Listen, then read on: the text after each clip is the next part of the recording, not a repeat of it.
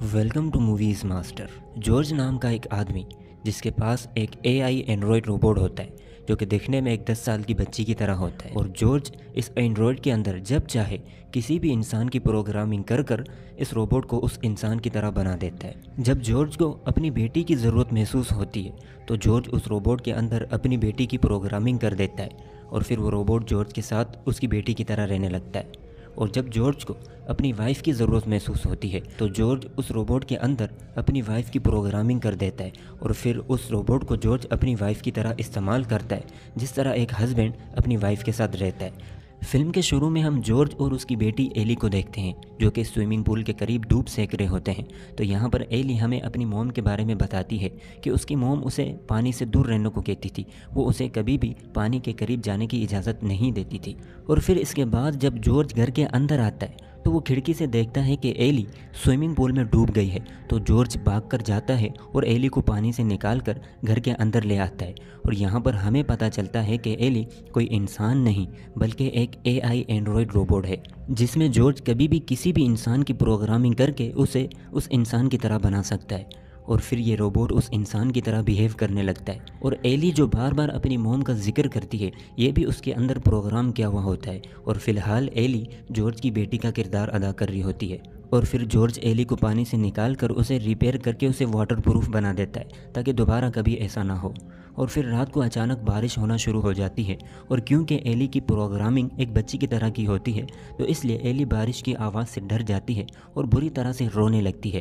तो जॉर्ज आकर उसे संभालता है, वो उसे कहता है कि कुछ भी नहीं हुआ, मैं तुम्हारे साथ हूँ। और फिर जॉर्ज एली को समझाकर उसे सुला देता है। और फिर दूसरे दिन जॉर्ज एली के लिए नए कपड़े खरीद लाता है और उसे पहनाकर उसे कहता है कि मुझे एंटरटेन करो। और क्योंकि एली जैसे रोबोट को बनाया ही इसीलिए गया है कि वो अपने ओनर की हर बात माने और उसे हर तरह से एंटरटेन करे। और इस तरह के रोबोट्स का मकसद ही यही है कि ये इंसानों की ज़िंदगी में शामिल होकर उनका अकेलापन ख़त्म कर दे और इस दुनिया में कोई भी इंसान अकेला ना रहे, हर किसी के साथ कोई ना कोई हो जो उसे कंपनी दे और उसकी ग़ुलामी करे। यानी एली जैसे रोबोट इंसानों के लिए एक तरह के ग़ुलाम बनाए गए हैं। और आने वाले वक्त में ये सब कुछ आम हो जाएगा, यानी हर शख्स के पास उसका अपना एक एआई रोबोट होगा।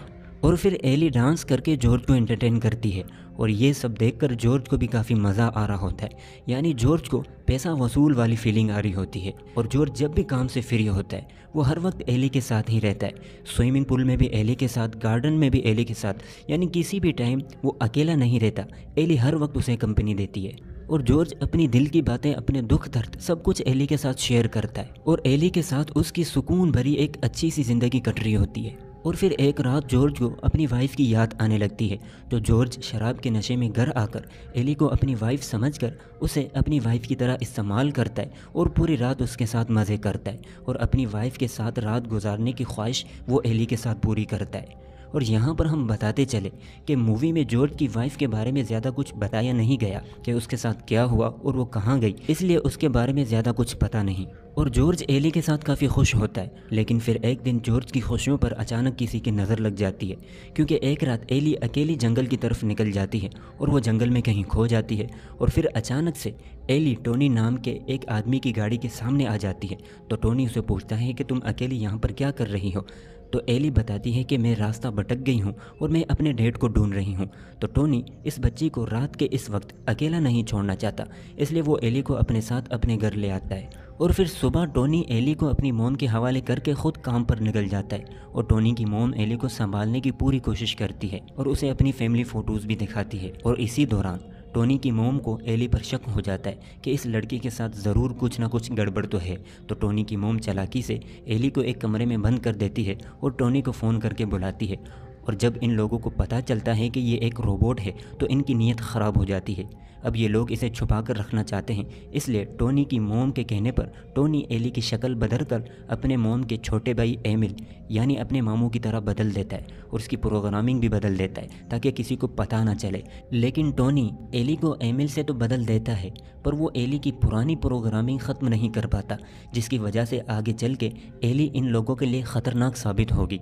और टोनी की मॉम अपने मरे हुए भाई एमिल को एली की शक्ल में दोबारा पाकर काफ़ी खुश होती है। और दूसरी तरफ जॉर्ज एली के गायब होने की खबर टीवी पर चला देता है और एली भी ये खबर टीवी पर देखती है। और ये देखते हुए एली को कुछ महसूस होता है क्योंकि उसकी पुरानी प्रोग्रामिंग अभी तक मुकम्मल तौर पर ख़त्म नहीं की गई थी, इसलिए उसे जॉर्ज के बारे में अभी भी कुछ न कुछ याद है। और दूसरी तरफ ऑफिसर्स की पूरी टीम एली को जंगल में ढूंढने में लगी होती है। और फिर दूसरे दिन जब एली टोनी की मॉम के साथ शॉपिंग पर जाती है तो रास्ते में जॉर्ज को देखकर एली रुक जाती है, लेकिन जॉर्ज उसे पहचान नहीं पाता और वो यहाँ से चला जाता है। और फिर घर आकर एली का रवैया टोनी की मॉम के साथ अजीब हो जाता है। एली उस बुढ़िया के साथ इंटीमेट होने की कोशिश करती है तो बुढ़िया एली पर गुस्सा होकर उसे भगा देती है, तो एली नाराज़ होकर घर छोड़कर भाग जाती है। और फिर टोनी की मॉम पूरा दिन एली को ढूंढती रहती है लेकिन वो उसे नहीं मिलती। और फिर रात के वक्त एली जब घर वापस आती है तो बुढ़िया एली को धक्का देकर यहाँ से जाने को कहती है, तो एली भी इस बुढ़िया को उसी तरह से धक्का देती है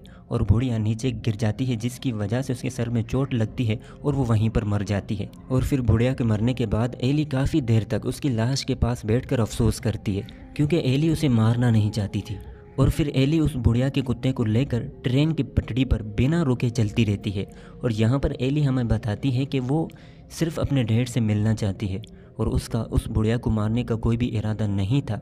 एली बताती है कि उसने मुझे धक्का दिया तो मैंने भी उसकी नकल करते हुए उससे धक्का दिया और उसकी मौत हो गई। तो इतने में अचानक ट्रेन आकर एली से टकरा जाती है और एली वहीं पर पुर्जा पुर्जा होकर मर जाती है, यानी टूट जाती है। और जॉर्ज भी एली को ढूंढते ढूंढते एली तक पहुंच जाता है। और फिर आखिर में हम देखते हैं कि एली दोबारा से तैयार होकर बैग पहनकर कहीं जा रही होती है।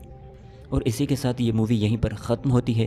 और यूँ इस मूवी से हमें पता चलता है कि एआई प्रोग्राम जिस कदर इंसानों के लिए फ़ायदेमंद है, इतना ही ये इंसानों के लिए नुकसानदेह भी है, क्योंकि अगर कोई इनका गलत इस्तेमाल करे तो ये इंसानों के लिए ख़तरनाक साबित हो सकता है। क्योंकि जिस तरह से टोनी ने एली के प्रोग्राम में छेड़छाड़ी की, उसके नतीजे में उसकी माँ की मौत हो गई। और इस तरह के रोबोट्स कंप्यूटर्स के ऑर्डर पर चलते हैं, यानी अगर कंप्यूटर उसे ऑर्डर दे कि किसी इंसान को रोकना है तो वो उस इंसान को रोकने के लिए उसकी जान भी ले सकता है, क्योंकि उसके अंदर एहसास तो नहीं है, उसको तो सिर्फ उस इंसान को रोकना है, तो फिर वो उस इंसान को रोकने के लिए उसकी जान भी ले सकता है। और ये वीडियो कैसी लगी है कमेंट बॉक्स में अपनी राय का इजहार ज़रूर कीजिएगा और वीडियो को लाइक भी ज़रूर कर दीजिएगा।